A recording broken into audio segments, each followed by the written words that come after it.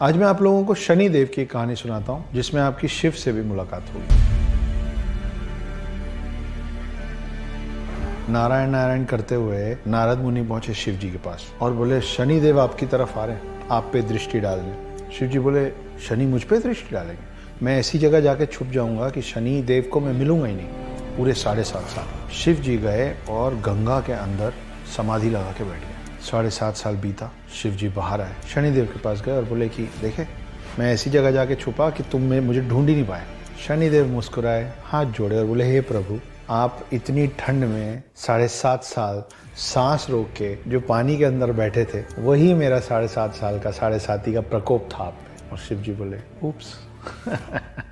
तो ये एक कहानी है जहाँ पे आपको ये समझ में आता है कि शनि देव की दृष्टि से भगवान भी नहीं बच पाते। तो सबको एक एक शक्तियाँ दी हुई हैं और सबकी शक्तियाँ, जो जिसके पास जो शक्ति है वो उसमें सबसे ज़्यादा महारत है, और हर कोई दूसरे की शक्ति और दूसरे का असर है उसका सम्मान करता है। तो अब हमने एक शनि की कहानी आपको सुनाई जिसमें शिव जी भी थे। अब हम आपको एक शिव जी की कहानी सुनाते हैं, लेकिन वो शिव जी की कहानी कम और गणेश जी की कहानी ज़्यादा है। तो बाल रूप में एक बार गणेश और कार्तिक दोनों आपस में लड़ पड़े।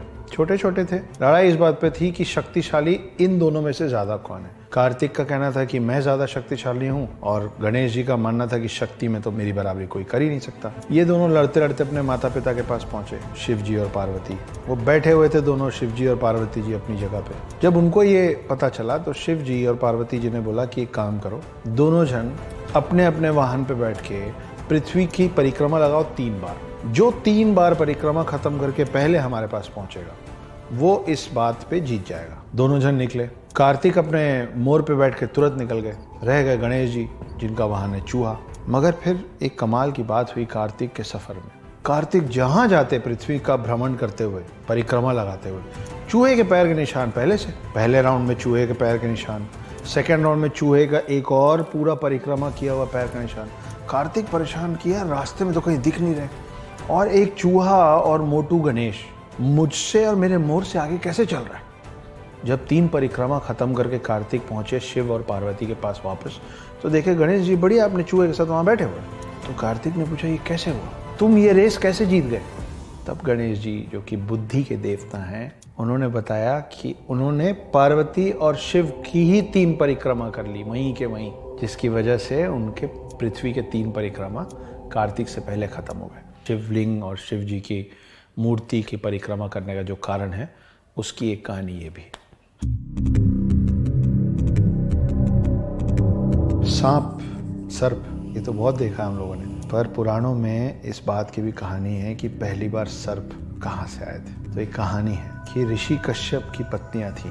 एक पत्नी का नाम था कद्रू और दूसरी पत्नी का नाम था विंता। ये लोग ऋषि कश्यप के सारे पूजा पाठ में, तपस्या में उनकी मदद करते थे। एक दिन ऋषि कश्यप ने कहा दोनों से कि आप लोग इतनी मेरी मदद करते हैं, मेरे पूरे पूजा पाठ में मेरी सेवा करते हैं, आप लोग मांगिए आपको क्या वरदान मांगना है। वरदान में कद्रू ने 100 अंडे मांगे। उन्होंने कहा, मुझे 100 ऐसे बच्चे चाहिए जो बहुत शक्तिशाली हों और जिनमें विष हो, जिनसे लोग डरें।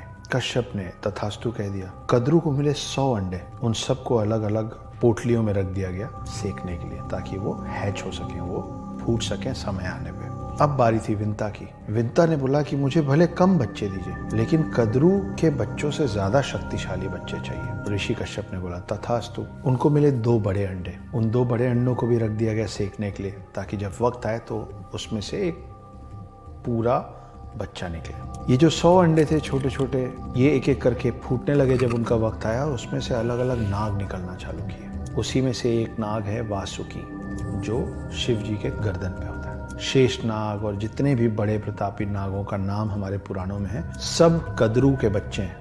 जब एक एक करके ये सारे अंडे फूट रहे थे और एक के पीछे एक नाग निकल रहे थे, तो विंता जो थी कद्रू की बहन, वो अधीर होने लग गई, वो इम्पेशेंट होने लग गई। उनको लगा कि ये हो रहा है, मेरे साथ ऐसा क्यों नहीं हो रहा है। और जब उनसे रहा नहीं गया, तो उन्होंने अपने ही 2 अंडों में से एक अंडे को फोड़ दिया। उस अंडे से जो बच्चा निकला, उसका ऊपर का आधा बॉडी बना था और नीचे का आधा बॉडी अभी बन रहा था, मगर समय के पहले अंडा फोड़ देने के कारण ये अपाहिज रह गया। ये जब निकला तो इतना नाराज हुआ और ये बोला कि मैं आपके पास नहीं रुकूंगा, क्योंकि आपने मुझे पूर्ण नहीं होने दिया, और वो चला गया ऊपर।